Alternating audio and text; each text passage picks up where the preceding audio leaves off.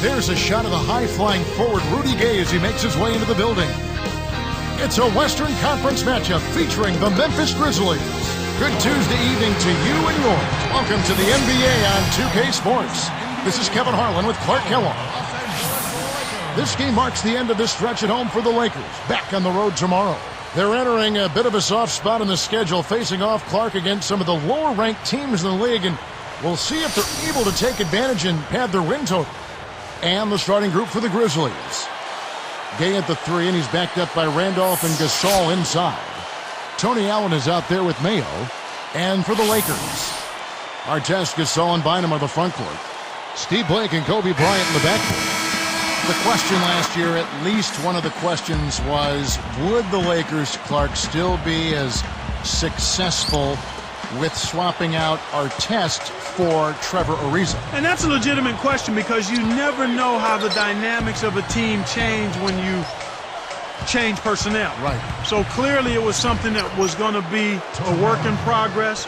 It remained to be seen, but I think the play of the Lakers in the postseason kind of answered that. Ron brought an element of toughness and physicality. Now, he can be a little wayward and a little bit of he can be a little wayward with some of his decisions, but typically he overcomes that with his effort and his tenacity and his versatility, I think, at the defensive end of the floor. And an older guy for a younger, promising, rising player like Trevor Ariza. Yeah, and in the context of the makeup of the Lakers team, I felt Phil Jackson and the coaching staff and the organization and his teammates felt that this would be a good added piece, and so far that's proven to be true. Very good point. Let's check out what Doris Burke has for us. Guys, by now most people are aware Marc Gasol is the younger brother of Laker Pau Gasol. Pau said, "I'm proud of what he's done already. I think he's going to be one of the best centers in the world. I want him to do well, but at the same time, I don't want him to do better than me." Guys, that is just a sign of exactly how far Marc has come over the course of his career. He's surprised a lot of people with how well he's done. Thanks, Doris. And thinking of those changes with Artest, I suppose you can also say that both Artest and Ariza are so talented it doesn't matter which is in there since they have such vast skill sets. You know what? You can go both ways on that one. Yeah. Yes and no, because they are different players.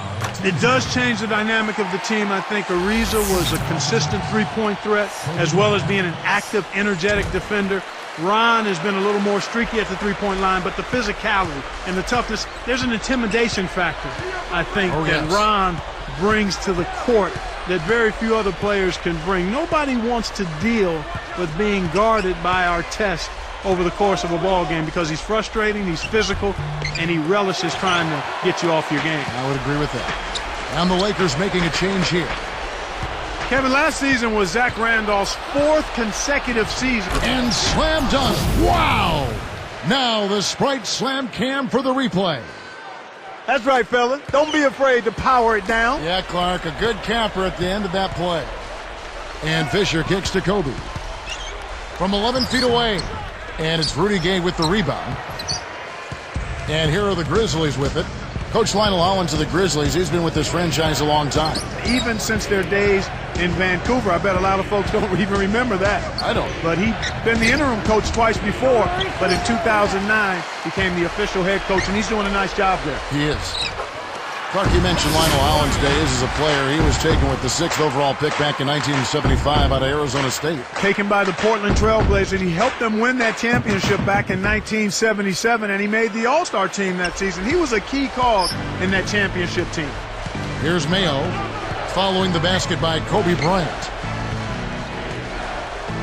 Tipped away. Kobe with the steal. And that one's good from Fisher.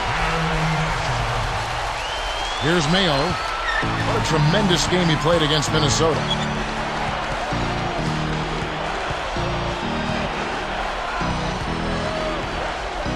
He's covered by Fisher. And again, Memphis no good.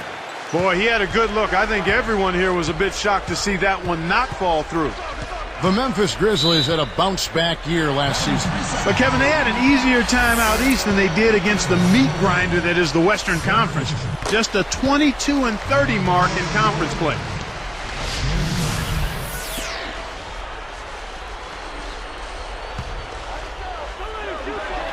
And the turnover by the Lakers.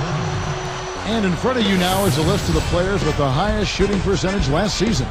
Well, you look at Gasol, 4th in the league and as consistent as they come. You know, nobody said this guy couldn't miss last season, and because he was such a good percentage shooter, one of the best in the league, his teammates always were looking for him.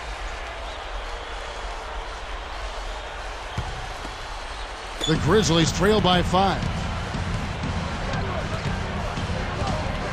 Here's Mayo. He's covered by Fisher. Mayo, the pass to Randolph. Connects! Randolph's got his first points of the night. Lakers leading by 3. Now Brown. Easy shot. Good. He hits the jumper. I tell you what, poor defense can make an offensive player look unstoppable. Here comes O.J. Mayo.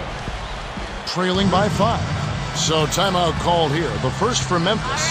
And this is the first season matchup for them against the Lakers team. The first of 4 between these teams this season.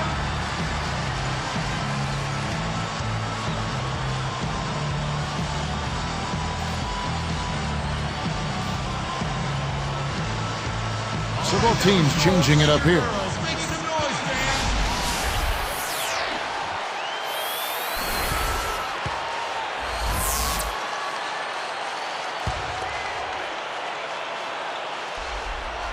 Here's Mayo.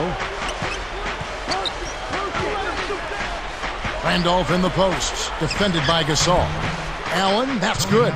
4 games, 1 team. That's a nice chunk of your schedule. Exact same conference too, Kevin. So anytime you face a conference team, it's even more important and significant that you take them out. Here's Mayo.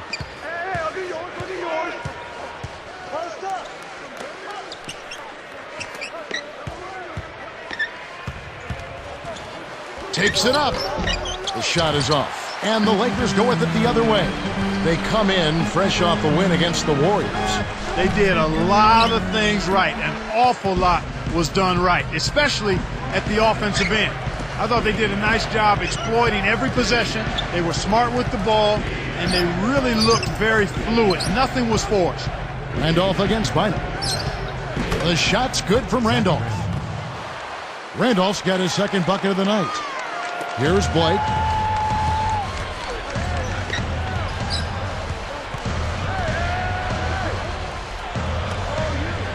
Here's Gasol, and he nails the triple. Here's Mayo, 4-point game. Releases from 15. Again, Mayo missing. And here is Bynum. The first quarter has ended, and both teams have been lighting it up. Lakers ahead, up by 4. Well, they're in control of the backboard. Good rebounding is so often a big key to winning basketball games. And we'll return momentarily.